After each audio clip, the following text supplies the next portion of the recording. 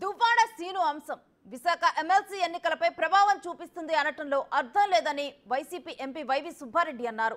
అది ఆయన వ్యక్తిగత అంశమని ఆయన అభిప్రాయపడ్డారు. బొత్స సత్యనారాయణ ఎమ్మెల్సీగా గెలుస్తారని సుబ్బారెడ్డి ధీమా వ్యక్తం చేశారు.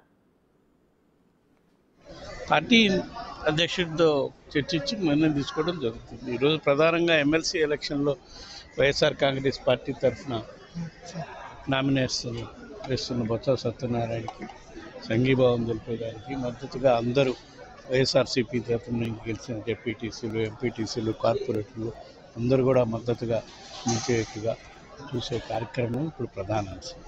మిగతా అంశాలు తప్పకుండా పార్టీ అధిష్టాన వర్గం చూస్తుంది. ఇప్పుడు ఇది ఎమ్మెల్సీ ఎలక్షన్ మీద ఏదైనా ప్రభావం పడేది ఏం ప్రభావం అంటే అతను ఇట్లాగా పొలిటికల్ కాంటాక్ట్లో ఉన్నారు.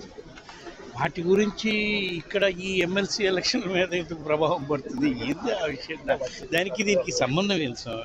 వ్యక్తిగతంగా వాళ్ళ కుటుంబంలో వచ్చిన సమస్యల వల్ల అది వచ్చింది. దానికి పార్టీ ఎమ్మెల్సీ అభ్యర్థికి సంబంధం ఎట్లా ఉంటుంది?